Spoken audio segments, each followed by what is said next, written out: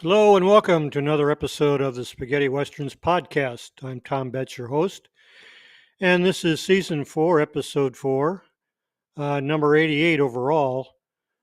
Today we're going to get into history of the Spaghetti Westerns with Heroes of the West, another comedy Western, but this should be the end of those. We have to cover these things just to show you how revolutionary Fistful of Dollars actually was on the international front. Whatever became of, we're going to talk about Fernando Baldi. Who are those guys? Often overlooked lead actor in the spaghetti westerns, George Ardisson. Film of the week will be Django Kill.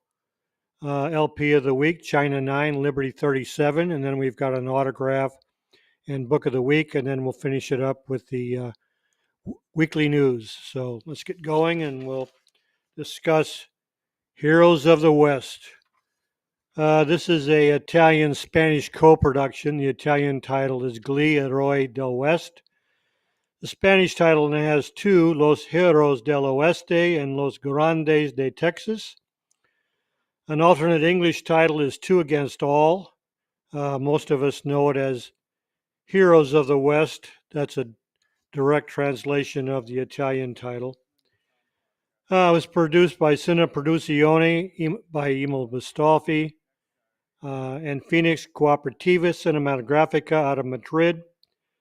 Producer, like I said, is Imo Bastolfi. The director is Steno. Real name is Stefano Vanzina. Story is by Sandro Continenza, which is Alessandro Continenza, Mario Guerra, Jose Malorchi, which is Jose Figueroa. Steno, which I said is Stefano Vanzina.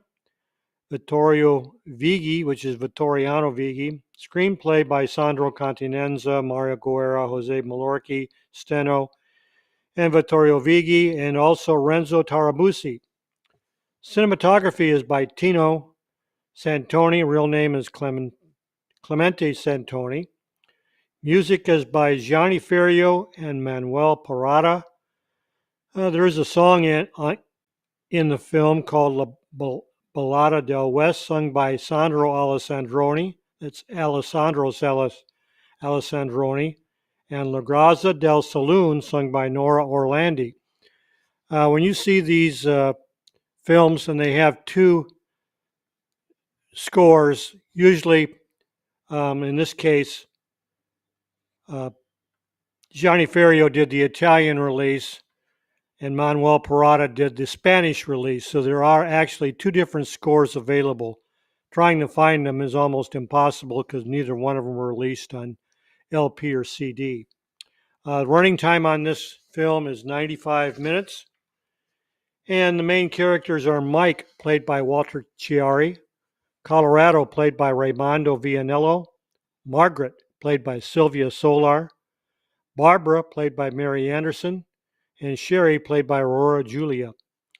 Other names you might be familiar with are Mayor Ortiz, played by Tomas Blanco, Bill, played by Benny Diaz, Pablo or Jesse, played by Miguel del Castillo, and the doctor is played by Zandas Bolas. Very simple story, and we've heard it 100 times. Two rogues, Mike, played by Walter Chiari, and Colorado, played by Raimondo Vianello, live off the con game and pose as the heirs of a rich gold mine. They constantly fight amongst themselves while surviving attacks from Indians and hired gunmen, and even the gallows. They end up defending the family they intended to rip off. So we've seen variations of this in the last few films we've covered in the history of the spaghetti westerns, which are all comedies. Film overview, another comedy western starring the comedy team of Walter Chiari, born in 1924 and died in 1991, and Raimondo Vianello, born in 22 and died in 2010. Both of these actors have been covered in previous episodes under The Magnificent Three, in episode 82, and The Terrible Sheriff, 1962, covered in episode 83. In this one, we also have supporting actresses. Margaret, played by Sylvia Solar. Excuse me. Sylvia Solar was born Genevieve Cousin in Paris on March 20th, 1940, and she won the title of Miss France in 1956 at the age of 16. Her career spanned the late 1950s through the early 1990s, and she starred in dozens of comedies, romances, drama, crime, and spy thrillers, as well as horror films. Solar was married to actor and former bullfighter Rogelio Madrid, who was born in 1913 and died in 2010. Sylvia herself died on May 18, 2011, in Lloret de Mar, Spain, and she appeared in 9 spaghetti westerns, such as Finger on the Trigger in 1965 as Violet Belmont, 7 from Texas in 65 as Linda Ranson, and Gentleman Killer in 1967 as Vicky. Other supporting actress was Barbara, played by Mary Anderson. Of course, Mary Anderson is a pseudonym for Maria Les Galicia, who was born in Madrid on February 2, 1940. She was a flamenco dancer and film actress. Galicia is the sister of film actor Jose Luis Galicia. Real name Jose Luisa Galicio Gonzalo, who was born in 1930. Maria was married to producer, director, writer Eduardo Manzana Brochero, born in 1919 and died in 1987. She appeared in 4 Euro westerns, including The Shadow of Zorro, Zorro the Avenger, both in 1962, as Maria Aguilera in both films. And the other supporting actress, Sherry, is played by Aurora Julia. Aurora Julia Sorasa was born in Barcelona, Spain on November 18, 1942. She's more commonly known to us as Monica Randall. And she appeared in over 120 films and TV series from 1963 to 2004.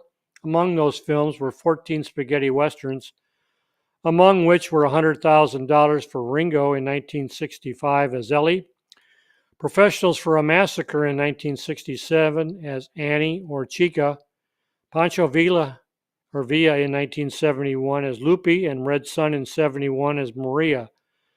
She was honored in the 2013 Almeria Western Film Festival, and she's still with us. So that concludes our coverage of Heroes of the West. Next, we'll get into Whatever Became of.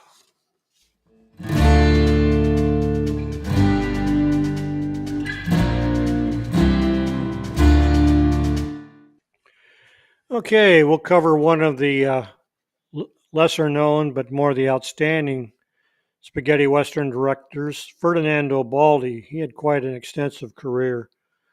Fernando Baldi was born in Cave dei Tirreni, Campania, Italy on May 19, 1927. He graduated from the university with a degree in literature, and then he worked as a high school teacher of Latin and Greek. He was convinced by producer Tiziano Longo to direct a film, and it was called Il Prezzo dell'Onore, The Price of Honor. That was followed by a total of 70 films. He often used themes of Greek tragedies in his films, even directed Orson Welles as King Saul in David and Goliath and The Tartars. He then started to direct his beloved Western films, which we will cover by name once we get done with his profile. When spaghetti westerns went out of fashion and giallo movies, slasher, psychopath pictures became all the rage, Baldi left his mark on that genre also. Some directors went on to try their luck in extreme gore, like Ruggero Deodato in Cannibal Holocaust, 1979, and Lucio Fulci in The New York Ripper, 1982, while others resorted to cheap action picks. Baldi did the latter. Amongst a slew of super low-budget movies, he shot a cheap Vietnam War action pick named War Bus in 1985 in the Philippines. It was financed with American money. Not exactly a success with the critics, but the film did well on the American action video market. He finished his career directing a North Korean film called Tenzan under the alias Ted Kaplan in 1988. Baldi retired and died in Rome 20 years later on September 12, 2007. He was 80 years old. In retrospect, Fernando Baldi was not afraid to venture into variations of genres such as musicals, parodies, and even 3D. Known for his action-oriented films, he was a reliable and efficient director who, for the most part, delivered winners in the spaghetti western genre. His spaghetti westerns include Texas Audio or The Avenger in 1966, where he was the director and screenwriter. This film starred, as you can see, Franco Nero. Also, one of our favorites, Little Rita in the West, in 1967. He was the director, screenwriter, and this was a musical spaghetti western. 1968, he directed and wrote the screenplay for Hate Thy Neighbor. Also in 1968, as director, screenwriter, he directed Viva Django, which starred Terence Hill in the Django role as a fill-in for Franco Nero, who had gone to Hollywood. In 1969, as Sam Livingston, he was the screenwriter and the Forgotten Pistolero.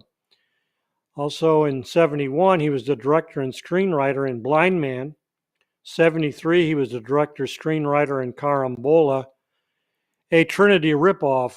1973 and 1992, which the film was never made, film called Scratch. Tried twice to get it done, it never happened.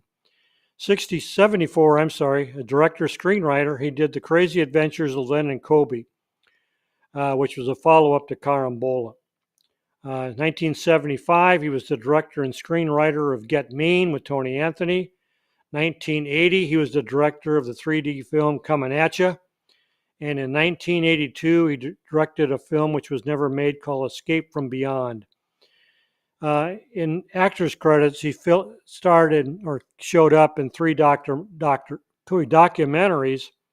Dein Sein Kennen, Kein Erbarmen, Diatala Western, which was a TV presentation in 2005.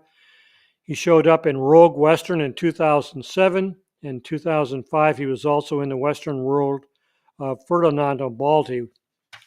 So that wraps up our Whatever Became Of segment. We'll go now to who are those guys.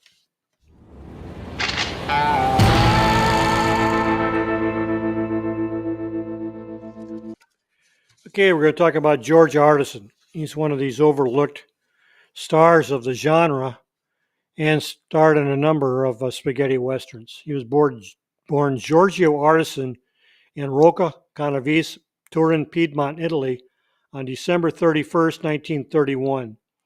He was a former boxer, had a small role in Fellini's Juliet of the Spirits in 1965, but gained stardom in sword and sandal films, spaghetti westerns, and then spy and adventure films. Sergio Leone had him on the short list to play Ramon in Fistful of Dollars. His career was spent in Italian B films until he found success as Agent 3S3 in several spy films. According to director Sergio Salima, he was chosen for this role thanks to his physical appearance that made him credible as an American. By the end of the 60s, there was less call for good-looking bleeding men as a grittier, more downbeat trend took hold of Italian cinema. So Ardisson recrafted himself as a supporting actor in an increasingly peculiar selection of weird and wonderful films. Many of these were seen by almost nobody. Many are still impossible to find, and many of them are entirely rubbish. George appeared in over 65 films, 7 of which were spaghetti westerns. He was sometimes credited as George Ardisson and George's Ardisson. His first European western was as the villain Tully Dancer in Massacre at Grand Canyon.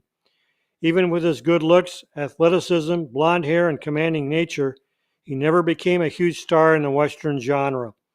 His last film was 1992's Shadow Warriors. A lifetime smoker, Ardisson developed throat cancer from which he recovered only to die of a respiratory illness on December 11th, 2014. He was a few weeks shy of turning 83. There's a great interview with him on YouTube covering his films, but it's difficult to listen to because it's in Italian, and after his throat cancer recovery, he could only whisper. Ardisson's spaghetti westerns include Massacre at the Grand Canyon, 1963, which we discussed, as Tully or Ruddy Dancer. God May Forgive You, Not Me, 1968, as Chibongo McDonald. In 68, he was also in A Man Called Amen as Amen or Johnny. Another 68 film was Zorro the Fox as Ricardo de Villaria or Don Diego, and also Zorro. 1970, he pops up in Chappaqua Gold as Jack Doc Harrison, and as Sartana in 1970 as Django Defies Sartana. And that's our Who Are Those Guys, the great George Ardisson. Now we'll get into Film of the Week.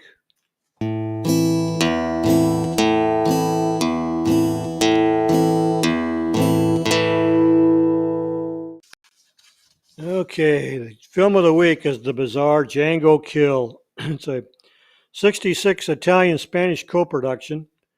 The Italian title is Se Se Vivo Spara. Italian title again on remake is Oro Hondo. And Gringo Ucidi. Spanish title is Oro Maladito. English titles besides Django Kill are Django Kill If You Shoot Live. Directed by Giulio Questi. Story was by Franco Arcali and Giulio Questi. Screenplay was by Maria del Carmen Martinez Roman, Franco Arcali, and Giulio Questi. Cinematography was Franco Della Colle in Technicolor and Techniscope.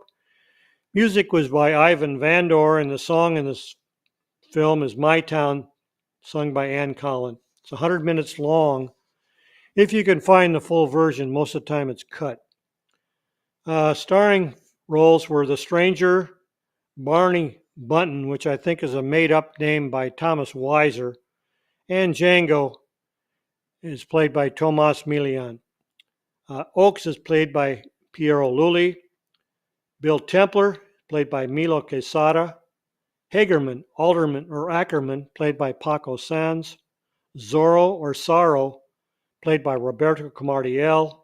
Flory or Lori is played by Marilu Tolo. And Even Templar is played by Raymond Lovelock. Other names you might recognize in the cast are Collins, played by Gene Collins, and Templar henchman, played by Frank Brana. Also, Townsman, played by Hermano Reynoso, and Indian, played by Angel Silva and Miguel Serrano. Story goes as such. Called simply The Stranger, Tomas Milian, who is simply called The Stranger, is double-crossed by Oaks, played by Piero Lulli, when his gang raids a Wells Fargo stagecoach guarded by the U.S. Army. Shot, buried, and left for dead, the stranger climbs out of his grave with the help of two Indians and seeks revenge on his fellow thieves. When he is recovered, they give him a bag of gold bullets, the Indians do. He then tracks down the outlaws in a nameless town, but finds most of them have been lynched by the townspeople. Bill Templar, played by Milo Quesada, the mayor, and Hagerman have split up the bandit gold between themselves. When Zorro and his band of gay muchachos find out about the gold, they ride into town to take it, only to find out that the only man who they think knows where it is dying in the street. Zorro's orders the doctor to operate on him and find he's been shot with golden bullets. The attending townsmen then go into a frenzy, tearing into his body parts looking for more gold. They kidnapped Evan, played by Raymond Lovelock, the mayor's son, in order to get the gold and hold him for ransom. After he's raped, he kills himself and a shootout ensues. The mayor now turns on the saloon keeper and kills him. He then begs the stranger to protect him and offers him his wife, who he keeps in an attic as a reward. Milian blows up the muchachos and then Zorro. In the meantime, the mad wife sets fire to the house and Hagerman finds himself trapped, and his stolen golden melt covers his head and he's killed. The strange townmen then return to normal. This is probably the most bizarre film of the genre and by far the strangest one. It's filmed almost like a horror movie. There's a scene where the stranger is captured and tortured by Zorro. He's tied up to a cross and then he's attacked by vampire bats, iguanas, and other odd beasts. Milian's character is more of an observer as if he is a ghost, who some say he is.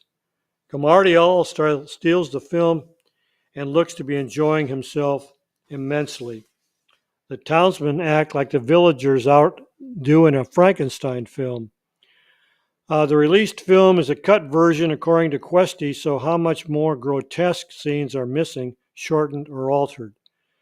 The directing, photography, and strange angles are excellent. It's a must-see by the film viewer, so if you're a Spaghetti West fan, you've got to see this film. Okay, we'll move on to actor profiles. The stranger, or Django, is played by Tomas Milian, which we've covered several times. Jay and I devoted an entire episode on Milian. It's number 42, so you can find him on YouTube. Oaks, played by Piero Lulli. Real name is Giusvo Lulli, 1923 to 1991. We just covered him in episode 87 in Who Are Those Guys? So you can go back and look up 87 and find out more about Lulli. Bill Templer is played by Milo Quesada. He was born Raul Garcia Alonso in Buenos Aires, Argentina on April 16, 1930. He started his career in Argentina with the movie Cristal de Hombres in 1954 and other minor roles, and then moved to Spain where his career expanded and obtained several lead roles until the final years in the 1970s. He appeared in over 70 films, including Lucio Fulci's Black Sabbath in '63. Maybe that's why he was chosen to be in Django Kill. Then we have Hagerman, Alderman, or Ackerman, played by Paco Sanz. Francesco Mateo Sanz was born in Spain, date unknown. It's always puzzled me. He was one of the great character actors in Spanish B films, yet there's nothing known about him. Paco appeared in over 80 films since the mid-1960s. What he did beforehand is unknown. He was an actor's actor and could play any role from grizzled miners to doctors to town officials. He appeared in 33 spaghetti westerns. Supposedly he had died around the turn of the century. Then we have Zorro or Sorrow, played by Roberto Camardial. Roberto Camardial Escudero was born in 1917 and he died in 1986. He appeared in 28 spaghetti westerns, and we covered him briefly in episode number 35. Flori, or Lori, played by Marilu Tolo, was born in Rome on January 16, 1944. She started working in films at a very young age as an assistant to Mario Riva in the RAI variety show Il Musiciere. She made her film debut at 16 in Alberto Lattuada's Sweet Deceptions. Since then, she's appeared in nearly 75 films and TV shows. She was also a model. I asked Brett Halsey when we did him what she was like as she co-starred with him and Charles Southwood in Roy Colt and Winchester Jack. He said she was pretty wild and much like she portrayed herself in that film. And last we have, not but least, Evan Templer, played by Raymond Lovelock. Lovelock was born in Rome on June 19, 1950, and while attending college, he worked as an extra in films and TV. He also performed with Tomas Milian in a rock band. He then released several records on his own and was popular in Japan. Django Kill was his first credited role. I believe he was enticed to play the role because of Milian. He went on to appear in over 95 films and TV series before his death from cancer on November 10, 2017. He was only 67 years old. He was married to his agent, Goya, and they had one child, production manager Francesco Romano Lovelock, who was born in 1971. Okay, finishes up that. We'll now move into Autograph of the Week.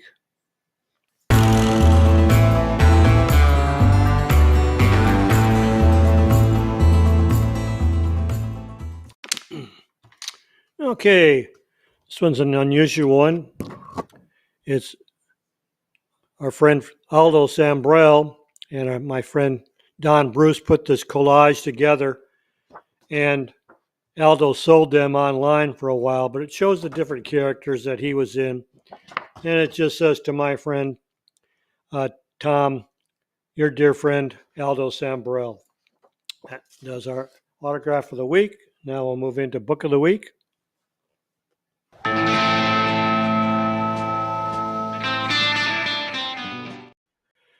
Okay, book of the week is an apropos Giorgio Ardisson, the Italian James Bond. This was authored by Matt Blake. I'm sure a lot of you know who Matt Blake is. Published by Wild Eye Press in 2014. It has 220 pages. It's in English and it's readily available. So you can still pick up a copy of it.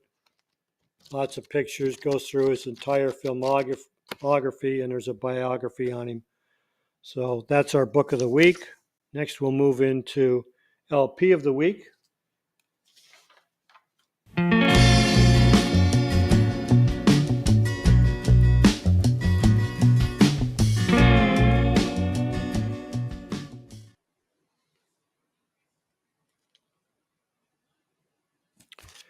LP of the week is Amore Piombo e Fiora, which is we know it as China 9 Liberty 37. Composer of Pino Donaggio, came out of Italy in 1978. The label is Cinevox. The number is MDF 33/123. Has 13 tracks. Listing time is 30 minutes and 31 seconds. It's valued anywhere from 20 minutes to 60 minutes. And it's probably available, but I couldn't find any readily available copies other than Discogs. So if you want to keep a copy, look on eBay, probably is your best bet. Okay, and now we'll wrap things up with, with some Tom's poster attic. I've got a couple of posters to show you.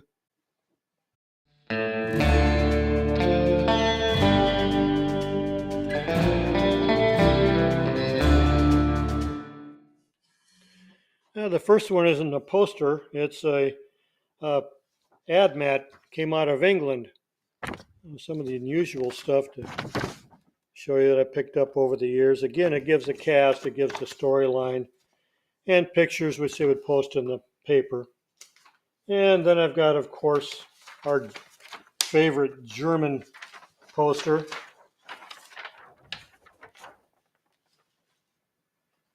Django Kill. There's nothing fantastic, just a picture of him. And then I have another one. Again, didn't put a lot of time into these, almost generic. Didn't even show the main characters in this. They just show guys standing around. But those are the two German posters of Django Kill I have, and that will wrap up that. We'll go to the weekly news.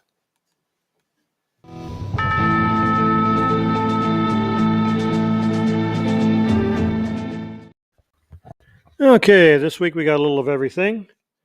A new German Blu-ray and DVD combo of Wild Ferde, which we know as Chino, was released by Coke Films. That's always good to hear, a release from Coke. On June 23rd, the 1973 film was directed by John Sturges and starred Charles Bronson, Jill Ireland, Vincent Van Patten. It has 3 cover options. It's in both German and English languages with German and English subtitles. It's Region B, and the extras include a trailer, interviews, behind-the-scenes footage, a photo gallery, and a booklet.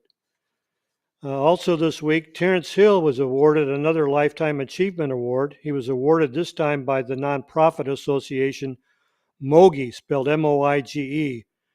The word here stands for Movimento Italiano Genitori, which roughly translates to Italian Parent Movement. Year after year, the association evaluates series, shows, but also web and streaming content according to how suitable they are for children and young people, and publishes these reviews in a TV and web guide. A couple of passings this week.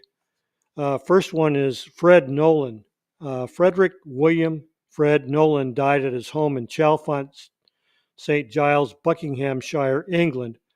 He was 91. Fred was born in Liverpool, Merseyside, England on March 7, 1931, and was the foremost authority on Billy the Kid, Fred wrote several books on Billy and the Lincoln County War and also uh, the screenplay for a British produced film in 2011 called British of a Legend, Billy the Kid and the Lincoln County War. That's all I knew that he had done on the European Western side until I read his bio and his obituary, and I found out that he was the English language translator of all the Lucky Luke comic books. So you learn something new every day. Also passing away this week was film and TV actor Walter Mastosi, who died in Rome on June 12th. He was 87. He was born in Rome on September 24th, 1934, and after graduating in law, Mastosi attended and graduated in 1960 from the National Academy of Dramatic Art and began his career in theater and also on RAI Radio, where he was particularly active. In the second half of the 1960s, Mastosi became a well-known face on television by participating in many RAI dramas. He also acted in the cinema and appeared in about 30 films, including 3 spaghetti westerns.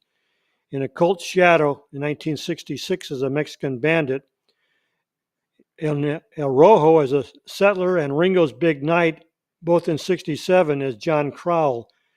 He also dubbed 2 other spaghetti westerns. He dubbed the Romano Pupo role in 1967's Death Rides a Horse, and Carlo Gatti's role in 1968's Beyond the Law.